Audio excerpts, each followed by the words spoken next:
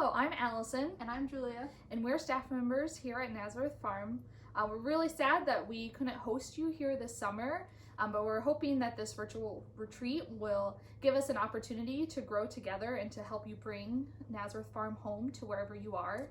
Each week with our students, we spend time going over Catholic social teaching, what it is and why it's important to us as Catholics and us here in Appalachia working. So we're going to go through a typical Catholic social teaching activity with you, and Julia is going to get us started. So, Catholic social teaching. Some of you may have heard of it, some of you may not have. So I just want you to think about those three words, Catholic social teaching. What do they mean to you? If you've heard of them before, if you haven't, what words or images pop into your head? Just take a couple moments and think about that to yourselves.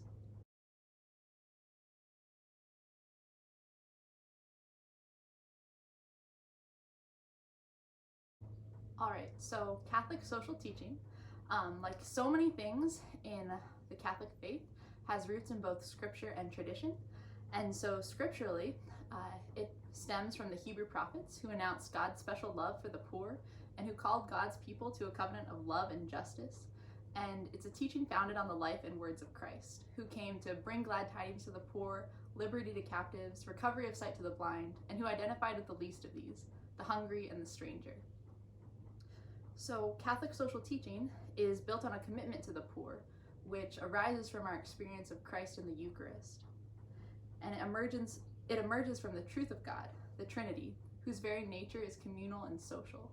And since we are all made in the image and likeness of God, we therefore share in this communal and social nature and are called to build relationships full of love and justice with our brothers and sisters. So Catholic social teaching is based on and inseparable from our understanding of human life and human dignity, which means that every human being is created in the image of God and redeemed by Christ, and therefore is invaluable and worthy of respect as a member of the human family.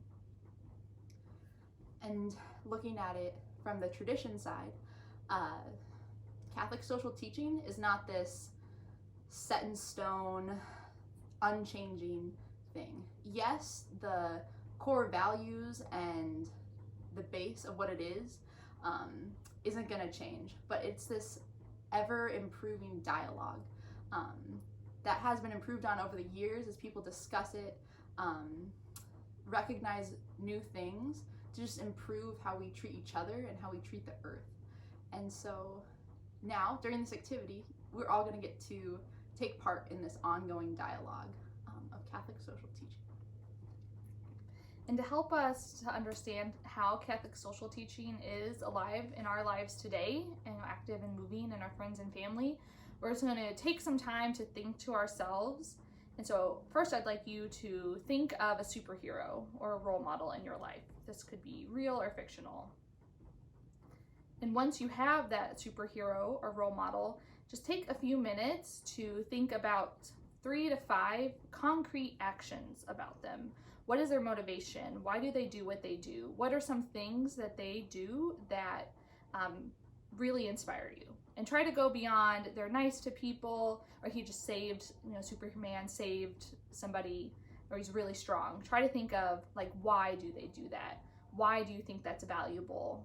And once you've taken some time to think of those 3 to 5 actions, if you could turn to somebody next to you, if you're in person, to discuss those together or in small groups through video, just start to share those ideas and to introduce, some of those role models and superheroes in your own life.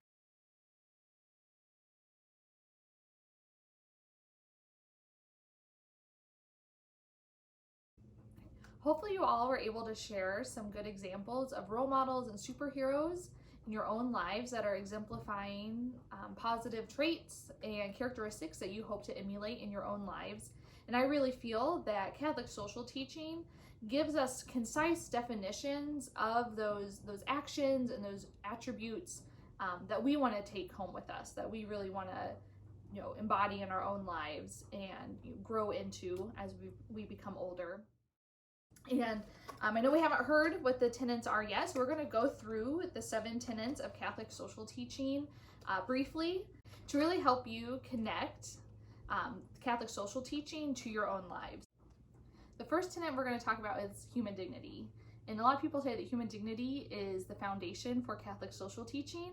It states that every human person is created in the image and likeness of God, and therefore is sacred and has inherent dignity. We're all called to see God in each person that we meet and to respect that person for our similarities and for our differences. And so maybe someone that you thought of, really is good at always meeting someone genuinely where they're at and accepts them for who they are without question, and is able to have, positive and encouraging dialogue even when there are differences. And those are things that we might and should try to emulate ourselves. Our next tenet is the call to family, community, and participation. So I'm sure many of you, talking about role models, maybe talked about your parents or grandparents who were active and compassionate, members of the family. Maybe they sacrificed their own wants and time for you. Maybe they worked extra hours to make sure there was food on the table or a safe place to live. They were, active role models in your family.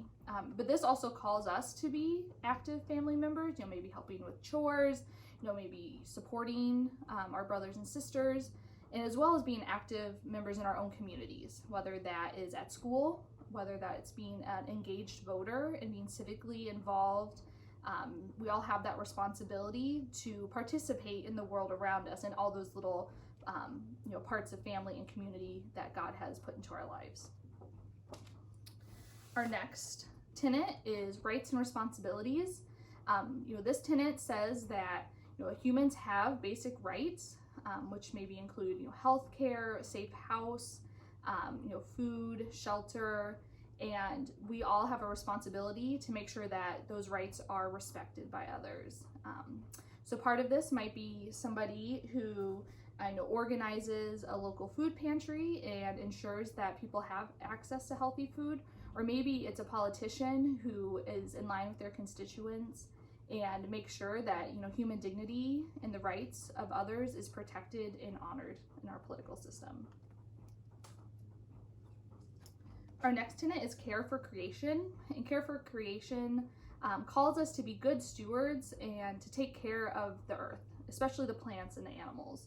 And so thinking of farming and gardening, having good ethical food practices.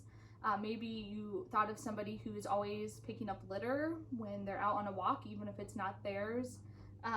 And always, thinking about, how we're really using creation. Are we using it for ourselves and taking what we don't need? Or are we being mindful of how much we use, especially when we think of water and energy extraction? Because a lot of that stuff that we use every day, turning on the water, turning on our lights, the way that is taken from the earth is in a destructive way. So are we being mindful of how we participate in caring for our creation each day? Our next tenet is going to be solidarity. And solidarity, tells us that we're all interconnected together. Everything that we do somehow ripples and affects those around us. We're all interconnected by God's love. And when we choose to purchase something or we choose to waste, like I said, water or energy, what we do directly impacts another person. And so maybe you were thinking about a family member or friend who's just really socially aware, someone who maybe, fasts to come into a greater understanding and connect themselves to those who maybe struggle to have food, or somebody who is aware of where they purchase their goods, making sure that something is fair trade, so that those workers that we purchase our coffee from, or even our clothing, or even our automobiles, is that those employees are being taken care of, and that we are understanding that how our actions do affect those around us. Our next tenet is preferential option for the poor and vulnerable. And this one is a little bit harder sometimes to understand, but this is a really important tenet that I feel like a lot of people misunderstand. And this is saying that people, when we're trying to work towards fixing an issue, that there are multiple people that need to be a part of the solution. It says that those dealing with an issue, so maybe it's people experiencing homelessness or hunger, they're the ones with the answers. It's saying that I myself am not the expert on someone else's life. And so when we're working to make someone's life better, or we're working for social change, that we need to make sure that the people who we're trying to affect are part of that solution. So maybe thinking about a teacher or a leader who, you know, works alongside those whose lives they're trying to make better, and really allowing people's voices to be heard. And maybe you talked about a friend or a role model who really listens to folks and doesn't talk over others, and make sure that those who maybe are the quietest, that their voices are heard and seen as important. Our last tenet is dignity of work and the rights of workers, and this tells us that, you know, we're called to recognize the dignity that all work has, whether it's someone working in an office building, someone who's cooking or cleaning, manufacturing, to tech support. That, you know, all those folks have dignity, and we need to respect them. And when we especially encounter folks, that we, you know, treat their job as something that's important and not look down on others. And it also talks about the rights of workers. So since we believe that all work is necessary for our human family to continue, that all workers then need specific rights. So a safe workplace, you know, safe work hours, not to be overworked, you know, maternity and paternity leave, health care, a fair wage that allows them to purchase food for their families. And, you know, someone who really embodies this, you know, is that person who's always nice to the cashier, even after a stressful day. Somebody, maybe a boss, who provides good incentives to their employees and allows for fair time off, allows for sick leave, and, you know, provides a pay that allows people to, you know, live in the world without struggle. And especially with dignity and rights of workers, you know, besides being nice to folks, one way we can do this is also being attentive of where we spend our money. So when we purchase something, we are endorsing the practices of that workplace. And so being sure that, you know, to be aware of how, you know, where we purchase our shirts, you know, knowing that how do those companies really treat their employees, and making sure that how we spend our money is a vote for how we want workers to be treated in the world. And now we're going to do a little activity to help you dive deeper into all of these tenets. Okay, so this activity, you're going to do it in pairs or groups, however your leader wants to divvy you up, and you're each going to be in charge of one of the tenets. So each group will get one, and you'll get to dive a little deeper into this tenet and come up with a visual representation of this tenet. So we're going to get a little creative, and on your paper or Google Doc, however you're doing this, you'll need the name of the tenant, you'll need your visual representation, and you'll have to be able to explain it to everyone else. So you're going to do a little teaching yourself.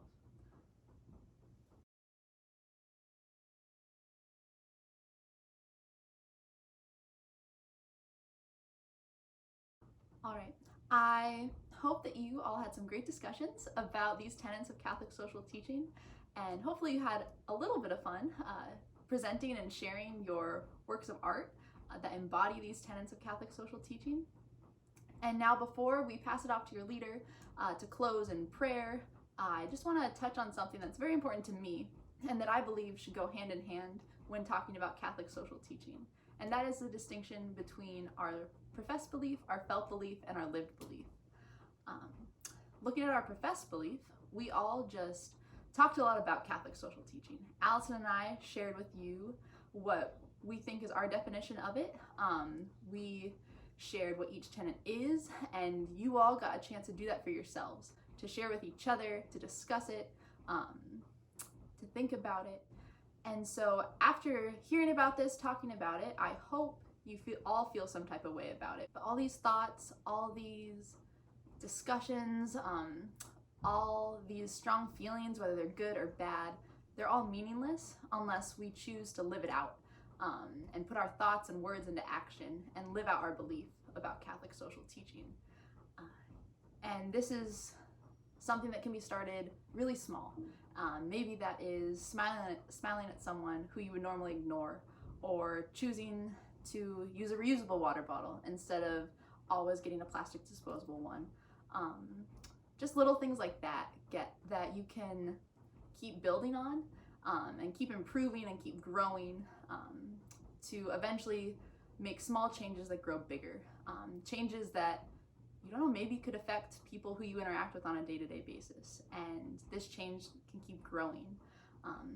So that is my challenge for all of you, to live out your belief, however small it may start, but just have faith and watch it grow and blossom and create something beautiful. Thank you so much for participating in this ongoing dialogue of Catholic social teaching. We're full of hope that you're going to find those small changes that really speak to you, that grow into bigger changes as you continue on with your life. We're sorry we couldn't participate with you in person, but we look forward to hearing what changes you put into place as we go forward. And we know that the rest of this retreat will be really helpful in helping you make those connections to Catholic social teaching in your lives and into the world around you. And we're going to leave it to your leader now to close you in prayer and talk about what's next.